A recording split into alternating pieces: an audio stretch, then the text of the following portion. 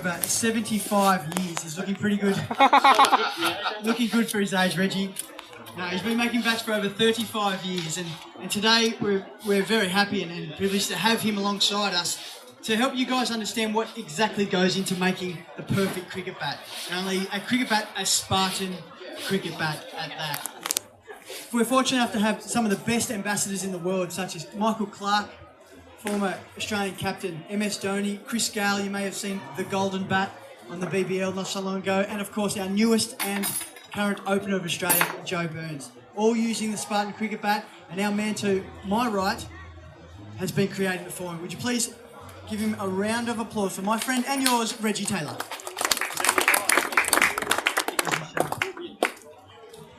Reggie, the first question that a lot of people ask, how long does it take to make a cricket bat? We're looking at about 5 to 6 hours for a handmade bat. Yeah, about 5 to 6 hours for a handmade bat, and we only do that for the sponsored players. Sorry. He's not used to it, sorry, he's a bit camera shy, but when it comes to this, he is. So 5 to 6 hours it usually takes to create the perfect cricket bat. And then we're away, we're playing, and it's a magical environment. Tell me the very first step that happens once making a cricket bat, Reggie. That's how that's the wood gets sent to me like that. It's a piece of English willow, top grade English willow. And I get it like that, then I've got to trim it down to that size that you see in the rolling. That's an old-fashioned rolling machine. We normally do it with an electric one. This is just for demonstration purposes. So I've got to compress the fibres on the wood to where I like it. Fantastic. So you're saying this, do you want to just grab that for us, please, mate?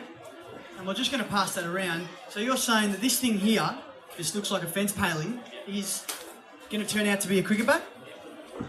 That's odd, but have a look at that, guys. Pass that around, have a nice feel of that. So all the cricket bats that you get to see, that's how it starts. Pretty exciting, pretty heavy. How heavy would that start off weighing, mate? That's about 5.5 pounds to 6 pounds. 5.5 pounds, 6 pounds. And where do we want it to be in the end? The average weight, about 2.9. About 2.9. So there's got to be a lot of work taken into it. A lot of wood's got to come off. And about 5 to 6 hours. So if we've got 5 to 6 hours here, guys, if you're happy to just to hang in, hopefully the rain stays away, we'll show you. I'm only joking. It'll take an abbreviated version that we will create. So we've got our wood. Where next, Reggie? Over to the rolling machine, we've got to compress the fibres of the wood. So we're compressing the fibres of the wood, and what does that actually do? That gives us the rebound off the bat that we're looking for. Fantastic. We'd like to show the people. Just a quick roll. So this is just a hand roller. This is just an old hand roll, yeah. It's probably older than me, but so I'd roll it, and I'd add a bit more pressure, keep rolling. What it does, it compresses.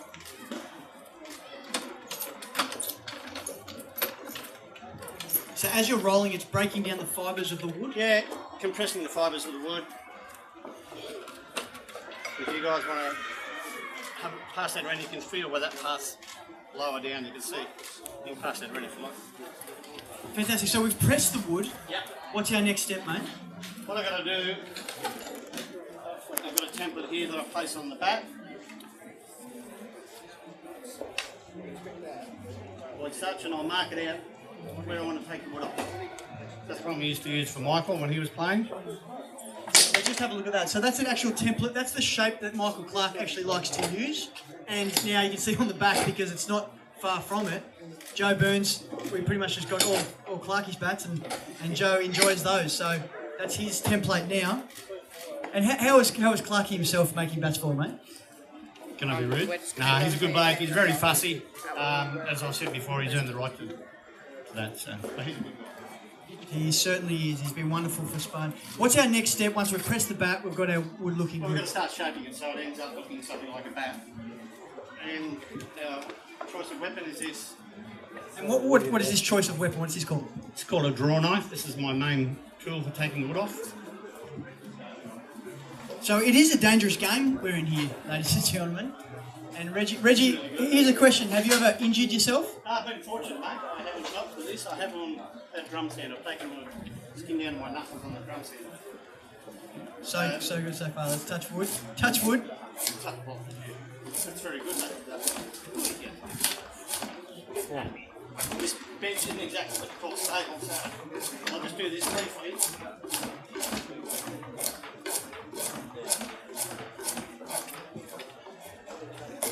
So right now you're looking to take weight off the bat and start to give it its shape to an actual crack. Doing that front, top and bottom.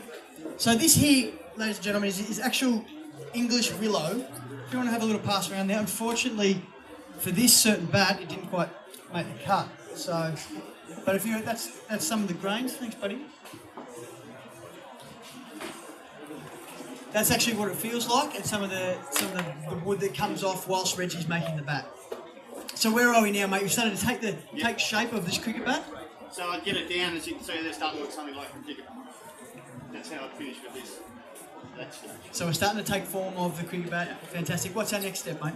We need to put a handle in it. So you're saying that a cricket bat is two parts. It's not just one. It doesn't come out of the tree and create the handles there. So what is part of the That's our sarabate cane that we make the handle out of. So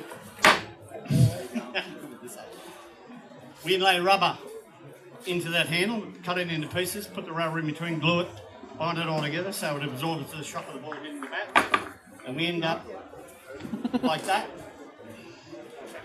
And then I've got to cut, splice in the bat, and take this down to where it fits in its little hand. Anyway, just lift this up. That's right. Yeah, so I'd have to take that down until it fits neatly into that splice, and then glue it with ordinary PVA wood. Normal PVA wood glue is. Guys, do you think that's starting to take shape of an actual cricket bat now? Am I ready to use this yet, Reggie? Are the kids ready to use this? No? How much longer have we got? Everyone's getting anxious. We just want to use it. Yeah, so that one now is glued in. We've got to shape the handle. Excellent. So where are we up to now? Just a bit of shaping on the handle, just to give a rough idea of how that process works. I use my smaller draw knife for this. So just a matter of trimming it off. So this is the finer art. We're just trimming some of the finer details to really get some weight taken off the bat. I'll do some filing.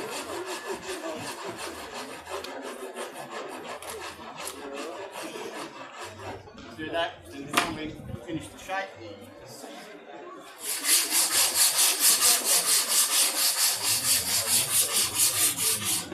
Do that, and we'll end up like this bat you see here that's ready for stringing. The handle's all cut. So when you talk about a shaped handle, are there different types of shaped handles? Yeah, we have round and an oval, which most of the players like now, so they like an oval. Excellent, excellent.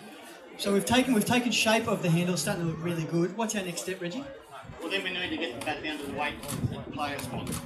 So they're all different in their weights. So I have another little machine here.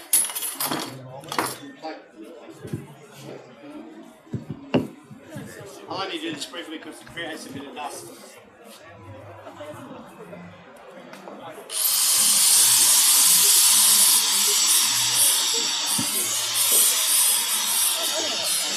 So this is actually spot fixing. So when some of the players want to come in and they've got to need to take a little bit of weight out of their bats, rather than really taking a lot of wood out, and just fractionally at a time, because once you've taken wood off, you can't put it back on. That's right, yeah. So I need them to work with them, and they tell me how it's feeling. Take a bit more off if I need to. Get it down. Wonderful, mate. Where are we? Well, we've got to finish shape like this one here. Now we need to bind a handle. And again, we use an electric binder. This is an old-fashioned pin binder for show purposes. So all I would do is put glue onto that handle, and then I'd run this string all the way along the back, then glue over the string, and it's ready as far as the handle goes. Ready for play? Can we take it down the middle yet? I know you're anxious. Excellent. Okay. So this one's almost there. Yeah. It's a fine piece of willow you have created from scratch. So where are we at, mate? Where's our next step?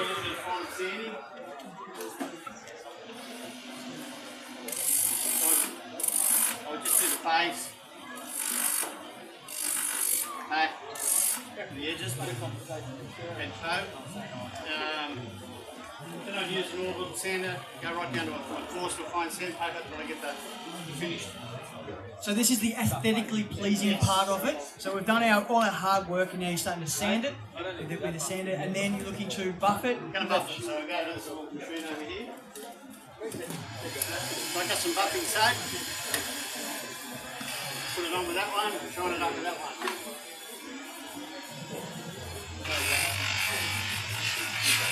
So what's happening here, guys, is when you see a nice brand new looking cricket bat in the shop, it's looking fresh, it's looking sleek, and this is where those final designs come into it. So what Reggie's going to do here, he's just going to shine one side of it, so you can get an idea, and he's going to leave one side a little bit rough, Well, that's rough, and you can get an idea of just how good it looks in the end result.